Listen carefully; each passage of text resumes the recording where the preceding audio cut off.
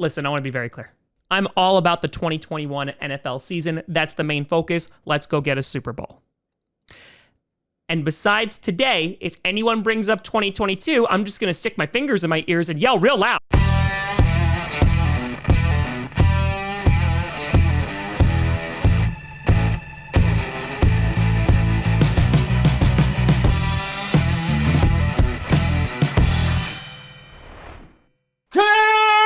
Grossi Packer Nation.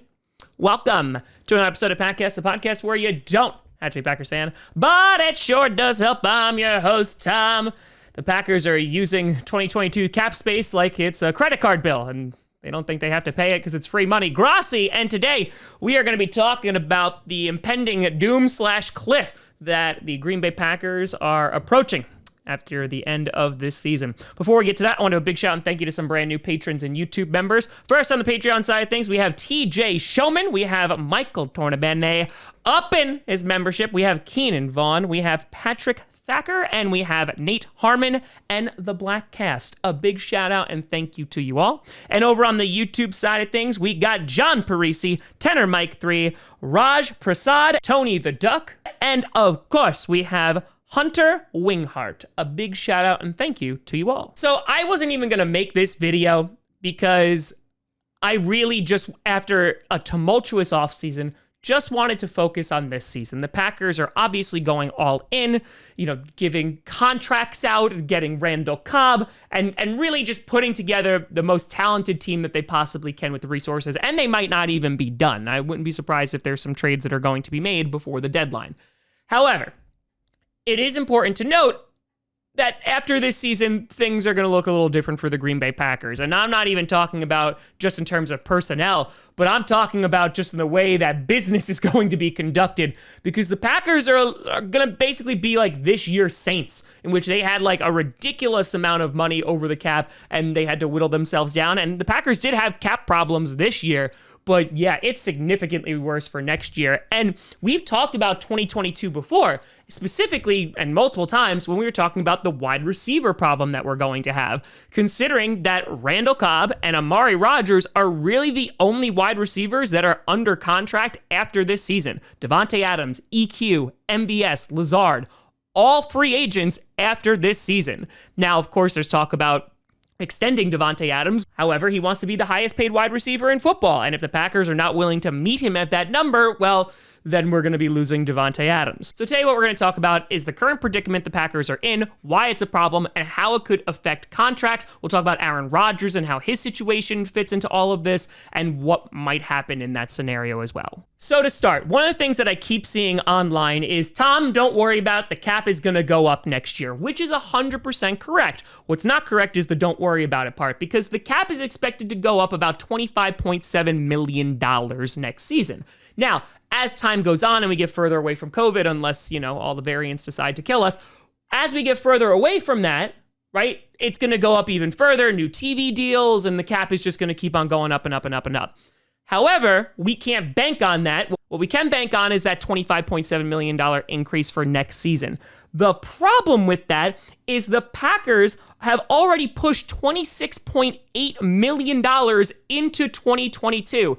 That means that we have pushed more money into next season than the cap is going up, meaning that we got no money to spend. And you might say, well, Tom, how bad is it? That's only a difference about $1 million, right? Nay. The Packers right now, according to Over the Cap, are $50.7 million over the cap in 2022. That's negative $50 million. That's real bad. And on top of that, I just mentioned the wide receiver issue.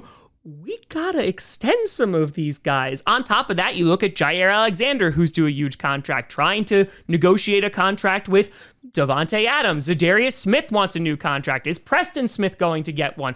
Oh, and I don't know, Aaron Rodgers. So right off the bat, this is going to be a problem. Now, of course, a big piece of this is Aaron Rodgers himself, because what do you do with him? Well, Rodgers' cap right now for 2021 is $27.5 million. As was described in this newly restructured contract, they voided the 2023 year, meaning that Rodgers only has 2 years left on the Green Bay Packers. The issue is that cap number from Rodgers that was at $27.5 mil for this season jumps up to over $46 million for 2022. And to give you some scenarios here, if the Packers wind up trading Rodgers before June 1st of 2022, they'll save around $19 million in terms of the cap, but they are going to eat $26.85 million in dead money, which is a big oof. So you go, okay, well, maybe they'll wait until after June 1st. Well, after June 1st, they'll save about $26 million. The problem is that if the Packers are going to move on from Aaron Rodgers, they're most likely going to want to get immediate instant gratification in terms of draft picks and value. So they're going to want to trade him before the draft, so then they can turn around and spend those picks on this current draft, because they will then be building around Jordan Love. Now, the other option here, which I think is unlikely, is that Aaron Rodgers and the Green Bay Packers, they make up and everyone's friends again. And then because of that, they're able to potentially renegotiate a new contract. But the problem is right now is that there's really only two things that are going to happen next year. Either one, Aaron Rodgers is going to get traded before the draft, most likely, and that's going to be a whopping 26 mil in dead cap, and you save $19 million, or what's going to wind up happening is they're going to renegotiate, which again, that seems a little bit less likely. So while the Packers have freed up some cap space this year to potentially re-sign guys or wind up getting some people from other teams, this is a problem because this is going to impact our draft. This is going to impact our future contracts, extending guys, bringing in free agents. So what this creates is basically a scenario where this is an all-in type of season.